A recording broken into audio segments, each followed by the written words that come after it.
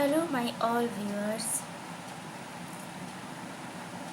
তোমাদের সাথে অনেক দিন থেকেই একটা মেসেজ শেয়ার করার জন্য খুব চেষ্টা করছি, কিন্তু এত বেশি বাধা আসছিল মেসেজটা ক্লিয়ার করতে, তো আমার অনেকটাই দেরি হয়ে গেল।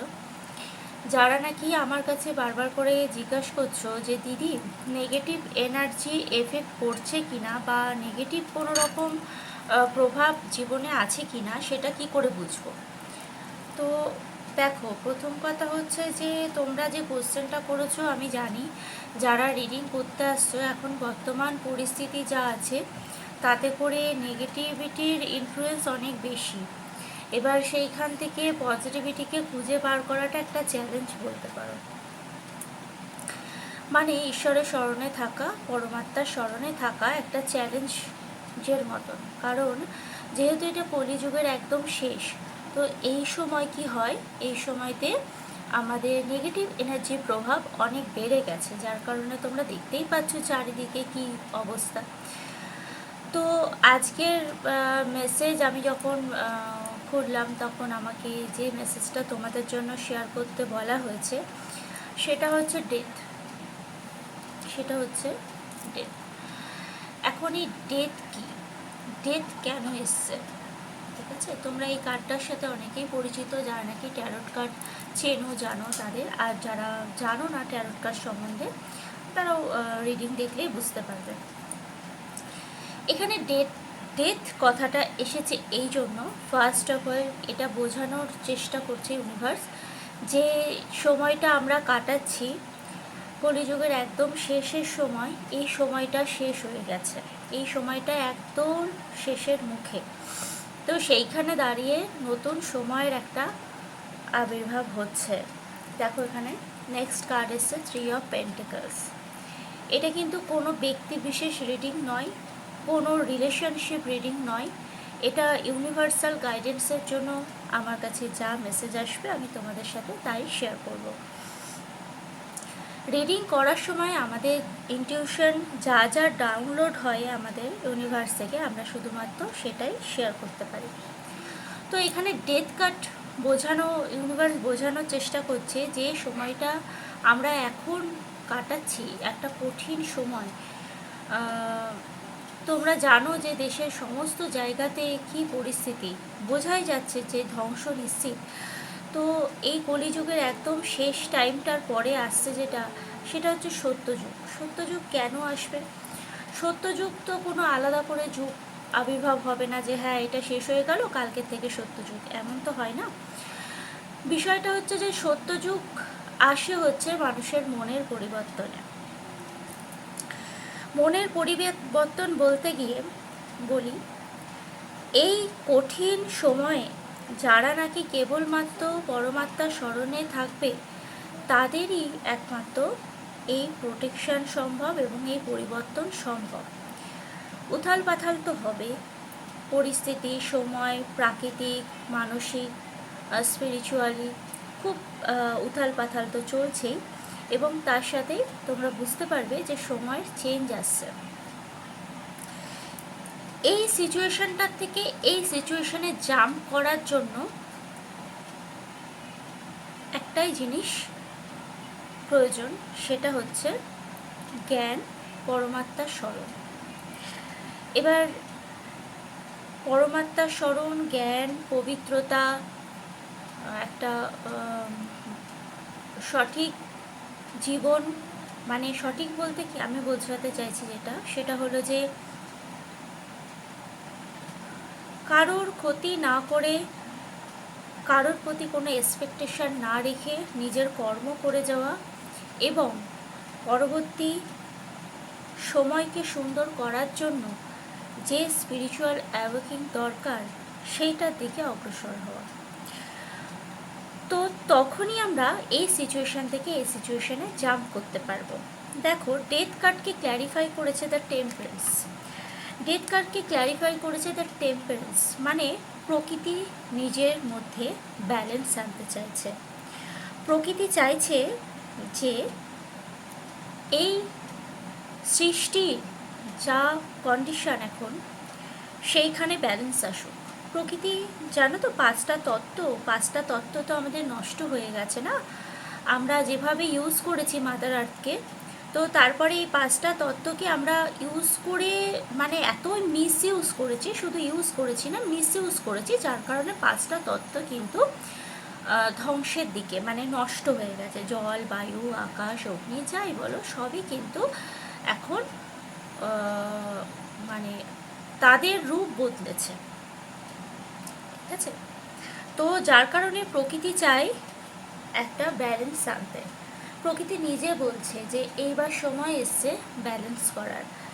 প্রকৃতির যা সৃষ্টি, আমরা পৃথিবীকে প্যাম্পার করতে পারিনি, আমরা পৃথিবীকে ইউজ করেছি কেবলমাত্র, এবং ইউজটাও এতটাই বাজেভাবে ইউজ করেছি যে আমরা যে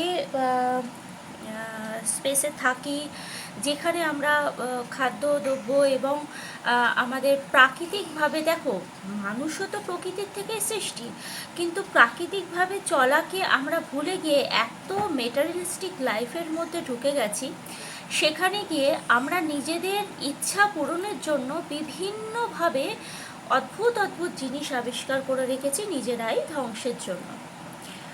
মানে কথাটা কি বলবো, নিজেরাই নিজেদেরকে ধ্বংস করব কি করে, তার জন্য আমরা এতদিন ধরে খেটেছি, আলটিমেটলি সেটাই।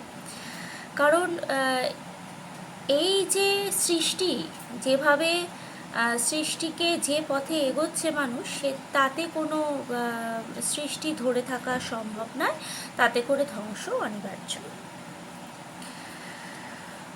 তো আজকের মেসেজ অনুযায়ী যেটা মেন মেসেজ আজকে, সেটা হচ্ছে balance, emotional balance, spiritual balance, materialistic লাইফের সাথে ব্যালেন্স, এগুলোকে ব্যালেন্স করার একটা মাধ্যমকে আমাদের শেখা। যেমন আগে মানুষে ভাবতো স্পিরিচুয়াল মানুষ সংসার করতে পারবে না, বা সংসারে তাদের কঠিন, হ্যাঁ কঠিন, স্পিরিচুয়ালিটির সাথে মেটেরিয়ালিস্টিক লাইফে বা সংসার জীবনকে ব্যালেন্স করা প্রচণ্ড কঠিন কাজ, কিন্তু সেটাও আমাদের পক্ষে সম্ভব না তা না, সম্ভব। কেমন? এখন এই শেষের সময় আজকের মেসেজ যে ব্যালেন্স করার দরকার সব কিছুকে। এবার ব্যালেন্স আমরা কিভাবে করব? দেখো সৃষ্টি যে পথে এগিয়েছে সেই পথে আমরা ফিরিয়ে আবার তো ওরকমভাবে নদী নালার থেকে জল খাওয়া, প্রকৃতিকে আবার সবুজে ভরে দেওয়া, ঠিক আছে, বা সব কিছু শুদ্ধ তৈরি করে দেওয়া, এই তো একদিনের কাজ নয় বা একজনারও কাজ নয়, এটা এটা একমাত্র মহাদেবী পারেন। তো সেদিকে আবার পরে কখনো যাব। তো এখানে আজকে যেটা বলা হয়েছে সেটা হচ্ছে, আমরা যদি স্পিরিচুয়ালি পরমাত্মার সাথে একনিষ্ঠভাবে যোগ রাখতে পারি, তাহলে গিয়ে এই ধ্বংসের সময়ও আমাদের নিজেদের প্রোটেকশন আমরা পাবো, এবং পরবর্তী এই সময় থেকে এই সময়ে জাম্প করার একটা সুন্দর মুহূর্ত আমরা দেখতে পাবো। আশা করি বোঝাতে পারলাম। দেখো মানসিকতা পরিবর্তন করতে হবে। এখন চারপাশে মানুষ এত উগ্র হয়ে গেছে, আর কিসের পিছনে ছুটছে আর কি পেতে চাইছে তা সত্যি একদম ভ্রমিত দুনিয়ায় চলে গেছে। মানে কি যে পেতে চাইছে তা খুঁজে পাওয়া খুব মুশকিল। পেতে চাই একটা, করে একটা, পেলে আরও চাই, আরও পেলে আরও চাই। তো মানুষ এখন এক প্রকারের প্রচণ্ড ভ্রমিক দুনিয়ায় ঘোরাঘুরি করছে, সেখানে কোনো রকম স্থিরতা নেই। তো সেইখানে দাঁড়িয়ে নিজের অ্যাওয়েকিং, নিজেকে ব্যালেন্স করা, নিজের স্পিরিচুয়াল লাইফকে ব্যালেন্স করা, মেটেরিয়ালিস্টিক লাইফকে ব্যালেন্স করা, আজকে ইউনিভার্সের মেসেজ এটাই যে আমাদের প্রত্যেককে এই জিনিসগুলোকে ব্যালেন্স করতে হবে, এবং প্রচণ্ড নেগেটিভ এনার্জিকে নিজেদের লাইফ থেকে সরাতে হবে। যারা নাকি তোমাকে এই স্পিরিচুয়াল লাইফে এই ব্যালেন্সে আসতে ডিমোটিভেট করছে বা তোমাকে কোনোভাবে ক্ষতি করার চেষ্টা করছে, সেখান থেকে নিজেকে দূরে রাখো, এবং রেখে নিজের মধ্যে একটা ব্যালেন্স আনার চেষ্টা করতে হবে আমাদের। কেমন? কলিযুগের শেষের থেকে এখন সত্যযুগে যাওয়াটা, সত্যযুগ এমন কিছু জিনিস নয়, ধ্বংস যখন, প্রকৃতি যখন গাটা ঝাড়া দেবে না, তখনই আমাদের সৃষ্টির মানে একটা ঝাড়াতেই সৃষ্টির সব কিছুই ধ্বংস হয়ে যাবে। তো কথার কথা ভেবে দেখো তো তোমরা, যে একটা পুরো দেশ, একটা পুরো এলাকা, একটা পুরো মহাদেশ যদি জলের তলায় চলে যায়, বা সুনামি হয়, বা ভূমিকম্প হয়, বা কোনো রকম প্রাকৃতিক দুর্যোগে ধ্বংস হয়ে যায়, তারপরে সেই জায়গাটাকে যখন প্রকৃতি নিজে ধুয়ে মুছে আবার সবুজে সবুজ করবে, সেইখানে ওই কোটি মানুষের জায়গায় যদি হাজার মানুষ থাকে, তো তারা যে ধ্বংস দেখার পরে তাদের যে অ্যাওয়েকেনটা হবে না, তারা অটোমেটিক্যালি ঈশ্বর এবং প্রকৃতিকে সম্মান করতে আরম্ভ করবে, এবং তাদের কাছে প্রকৃতির দেওয়া একটা ফলও কিন্তু গুরুত্বপূর্ণ হবে। সেটাই হলো সত্যযুগ। সত্যযুগ আলাদা করে আনা হয় না। সত্যযুগ হচ্ছে প্রকৃতি আমাদেরকে যা দিয়েছে সেইটাকে বুঝে ঈশ্বরের সাথে কানেক্ট থেকে নিজেকে খুশি রাখা, এবং নিজেকে প্রকৃতির মধ্যে মিশিয়ে দেওয়া, এবং স্বীকার করা যে হ্যাঁ, আমরা প্রকৃতির থেকেই সৃষ্টি, আমরা প্রকৃতির থেকেই সৃষ্টি। তো সেইখানে যখন সেইটা মানুষের সেন্সে চলে আসবে না, তখন অটোমেটিক্যালি সত্যযুগ স্টার্ট হয়ে যাবে। তো প্রকৃতি অটোমেটিক আমাদেরকে আভাস দিচ্ছে ধ্বংসের দিকে যাচ্ছে। যা কিছু আমরা তৈরি করেছি সবার প্রথমে সেইগুলো নষ্ট হচ্ছে, যা কিছু সায়েন্সের থেকে তৈরি হয়েছে তা সবটাই নশ্বর, কোনোটাই থাকবে না। এগুলো আমাদের অহংকার বোধকেই বাড়িয়েছে কেবলমাত্র, আর লোভকে বাড়িয়েছে, এবং অদ্ভুত এক দুনিয়ার মধ্যে নিজেদেরকে আবদ্ধ করে ফেলেছি আমরা। তো সেইখান থেকে প্রকৃতি যখন নিজে গা ঝাড়া দিয়ে ইউনিভার্স যখন সব পরিবর্তনটা আনবে, তখন মানুষের মধ্যে যে জাগরণ ঘটবে, মানুষ যখন বুঝতে পারবে যে এই মাটি, এই পৃথিবী, এই জল, এই আকাশ, গাছপালা, পশু পাখি, এদের মতনই আমরা একটা প্রকৃতির সৃষ্টি অংশ, আমরা কোনো আলাদা কিছু নই, যখন বুঝতে পারবে এবং অ্যাকসেপ্ট করবে এবং নিজেকে সেইখানে সন্তুষ্ট বোধ করবে যেখানে নাকি ঈশ্বরের সাথে পরমানন্দ উপভোগ করা যায়, তখনই সত্যযুগের শুরু। আজকে এই মেসেজটা ইউনিভার্সের তরফ থেকে আমাকে রেকর্ড করতে বলা হয়েছে। আমি একটা কথাই বলবো, আমার চ্যানেলে বিভিন্ন রকমের ভিউয়ার্স আছে। আমি জানি যারা এটা শুনতে ইন্টারেস্টেড, কিছু বোঝার চেষ্টা করে এমন মানুষ প্রচুর আছে। দু একজন এমন আছে যারা দেখতে আসে যে অদ্ভুত জিনিসগুলো আমি কি করতে চলেছি। আর কিছু মানুষ আছে যারা নাকি ক্ষতি করার জন্য আসে। তাদেরকে আমি বলে দিই, এই সমস্ত করে কিছু হবে না, কারণ আমার পথ আমি আটকাবো না, আমি এভাবেই এগিয়ে যাব।